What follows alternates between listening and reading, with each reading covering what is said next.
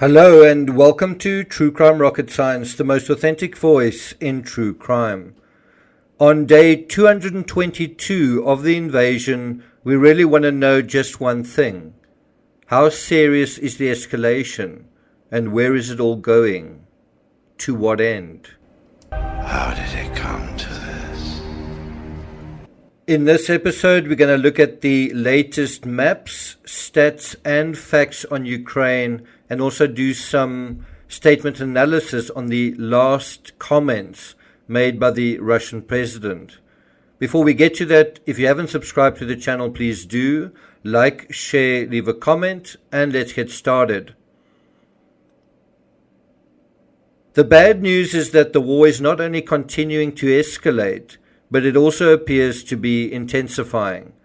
The rhetoric around the war is also worsening, with Russia often and openly threatening to use nuclear weapons, and America responding to say what they will do if that happens. This is a quote from The Guardian.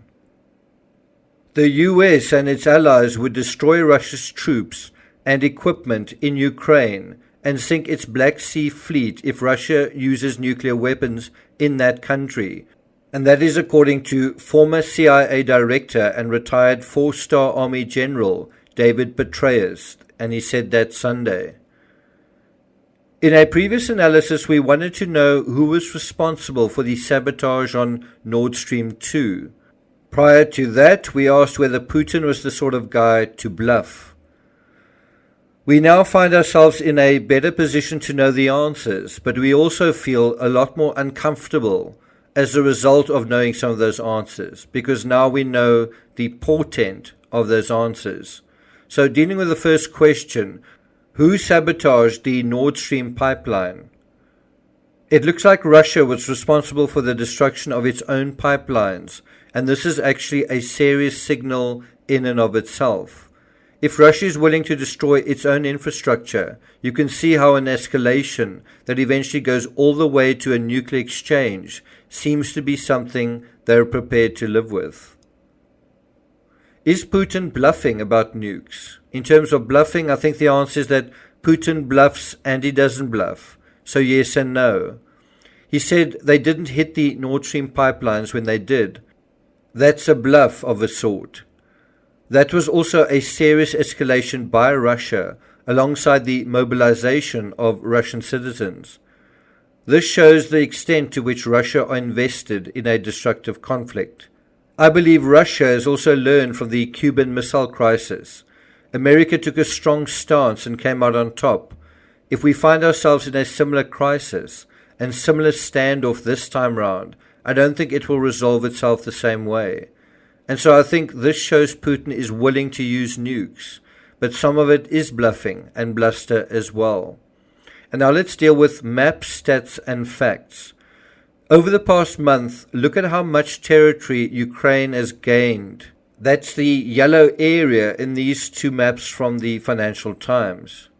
Ukraine's counteroffensive gains are mostly in the northeast, in Kharkiv province, but stretching further east towards Luhansk. Lyman, which is part of an important railway corridor, is a significant strategic hub that Ukraine has recently captured.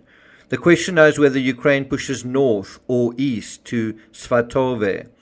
I would go due east and take Kremina, Severodonetsk, and Lysychansk. All three towns are close to each other.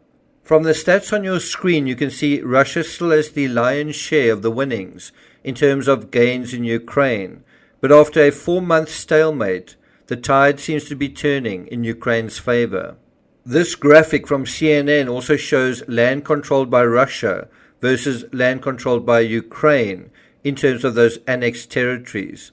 In terms of Donetsk, barely 50% of the territory of this annexed territory is actually under Russian control.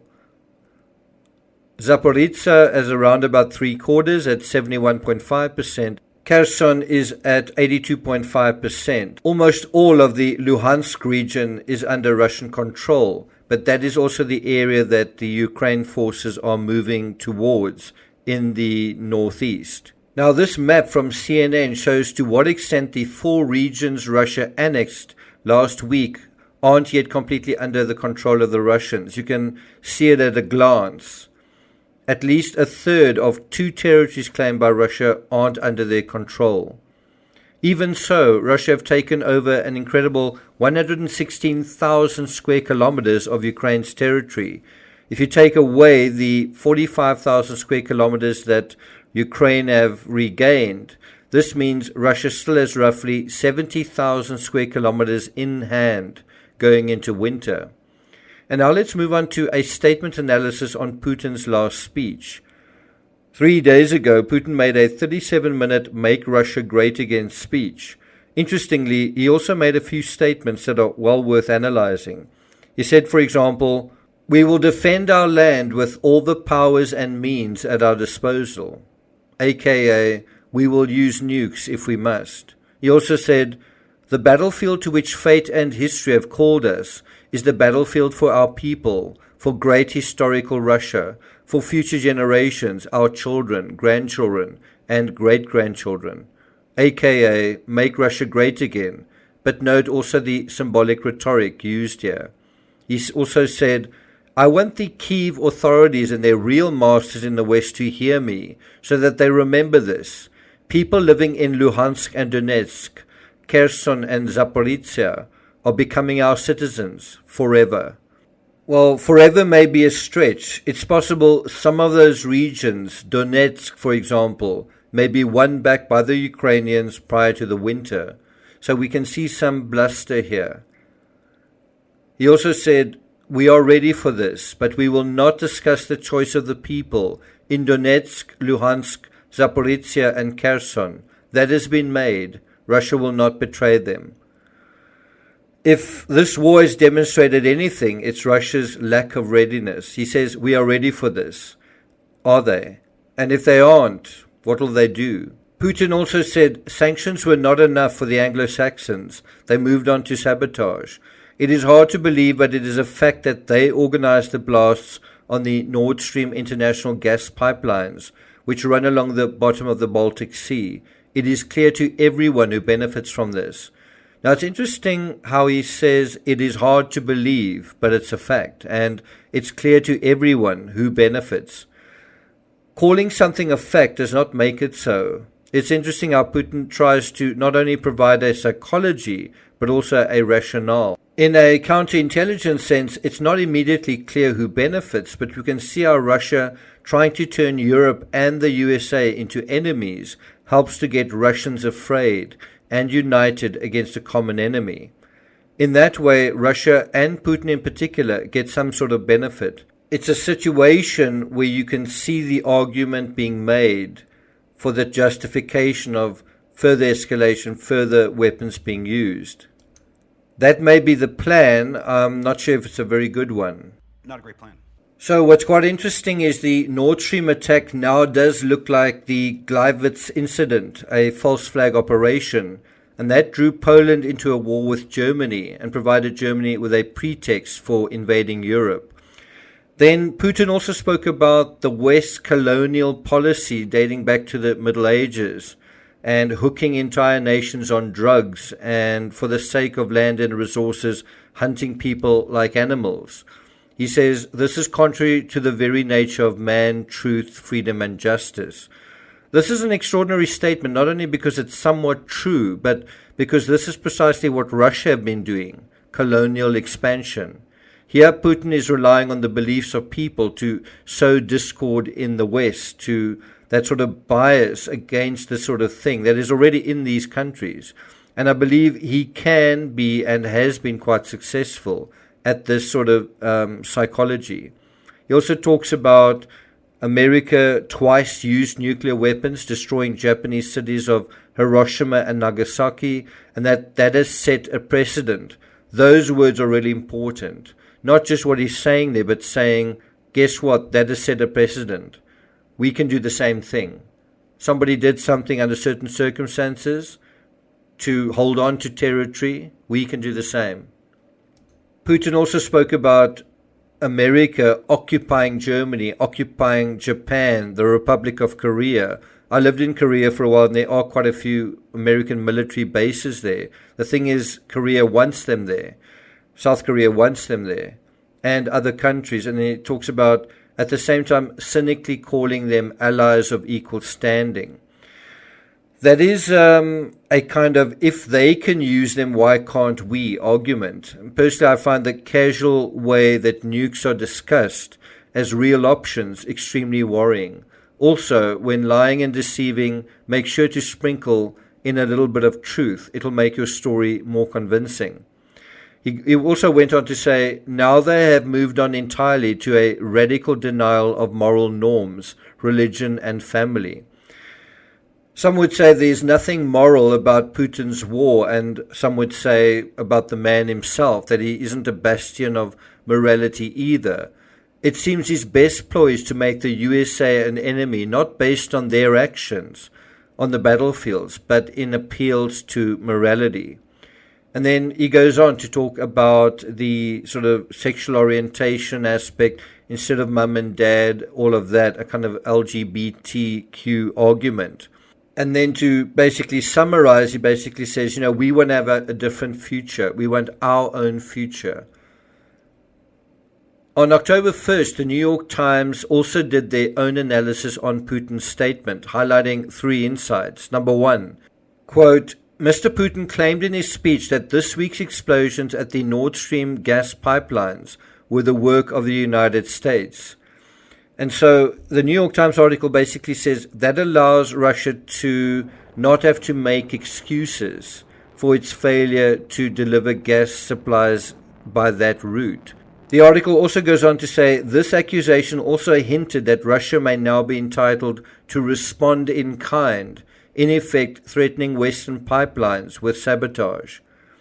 Again, you may be wondering, what benefit could Russia have in destroying its own infrastructure? Well, for starters, Nord Stream 1 and 2 weren't actually active or open at the time they were destroyed. Nord Stream 1 has actually been shuttered since February, and Nord Stream 2 has only become ready for distribution recently, but neither of them are actually in working order.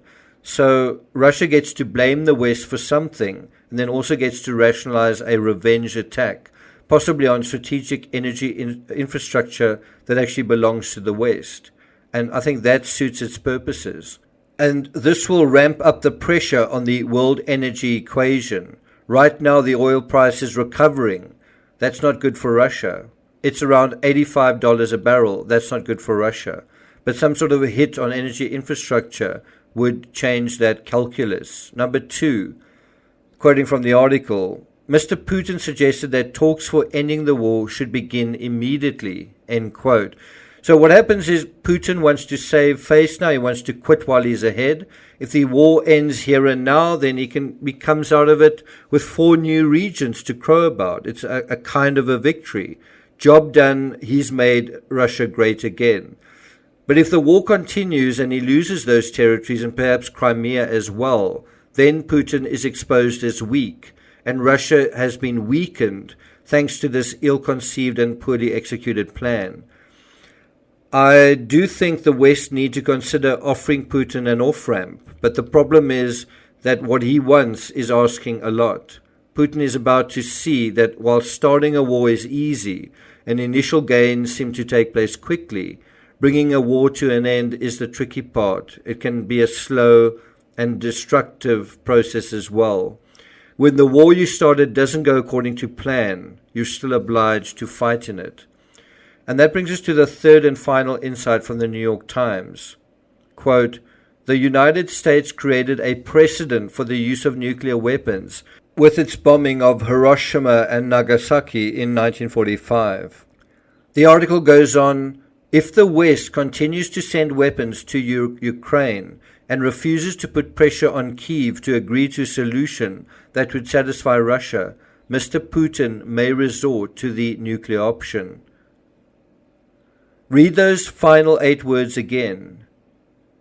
Mr. Putin may resort to the nuclear option.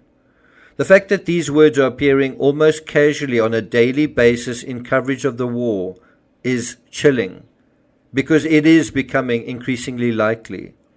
What we're seeing is an attempt to dictate the narrative, except it's a narrative on nuclear weapons. Putin cannot lose, but he's about to. Thank you for listening, take care, and I'll see you guys next time.